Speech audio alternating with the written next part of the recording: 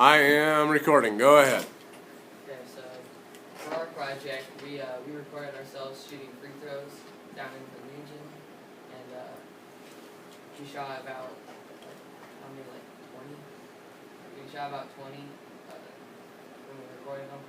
And once we had the shots that we needed recorded, we started to research how our shot could improve, what we needed to do to accomplish it.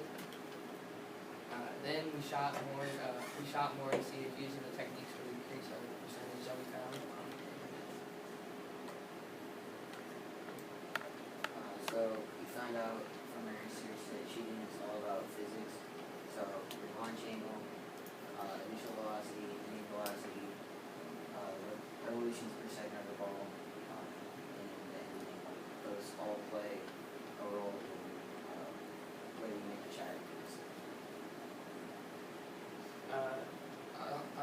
This is the launch angle that we had. Jackson's average launch angle was about 56 degrees, and mine was about 58 degrees.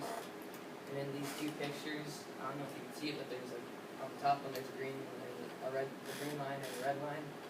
And on the green line, the green line is 55 degrees, and the red arc is accidentally 1 degree lower, and it's showing that if you're with high launch angles, high launch angles, you have to be perfect to make them. So yeah. Basically, a higher launch angle is it's harder to make, and then if you get down to like 45 degrees, that's a lot harder to make too. So we had really high launch angles. We were trying to bring that down all week. The optimum is supposed to be like 48 or 53 degrees. Ending angle is pretty much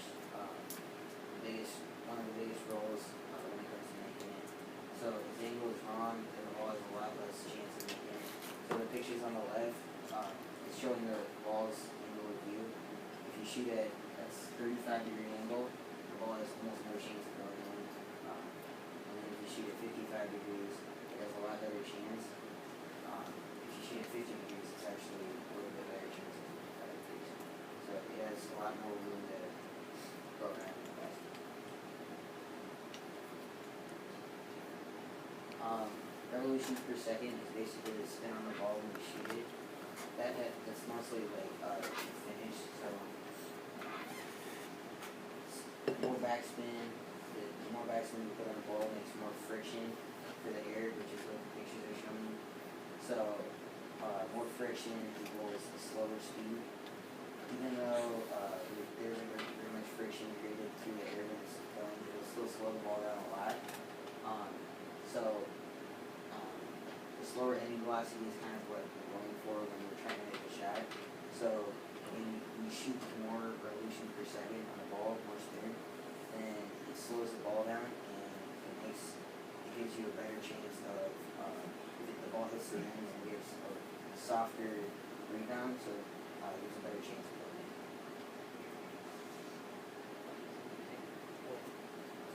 Initial velocity. The initial velocity is measured by, so we watched the video in slow motion, and then we found out where the vertex is the highest point of the ball in the air is, and then we saw how much time it took to get there. So that was our initial velocity. That's not very important. So the ending velocity is what we're trying to slow down. So the slow ending velocity is considered by most people the single most important thing when it comes to making your shot. The launch angle plays a pretty big role in that. Initial velocity doesn't play a big role, and then revolutions per second and all those work towards that velocity. What we found out that there was initially there was little to no change in the percentage. We also found out that we saw our launch angle, spin off on the ball, and other things were inconsistent.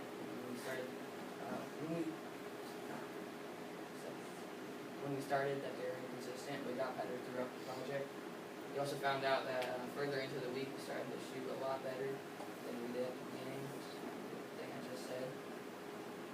And then here are our sources. You can see all that. Oh, and we made a little Excel sheet to find out our launch angles and all that. Which I don't know if you want to see it or if you want to. Okay.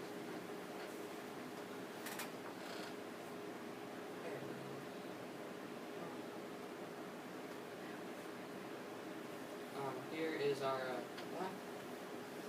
Here is our Excel sheet that we did. It's kind of hard to see, but we did a whole bunch of math by putting in our release height, which was projected in 6.3, and time to the vertex, which was right here. What did the H mean? How is it distance in travel from the back? Then the Y, or what's that? That's the height. And then this is how we found our launch angles right here. We decided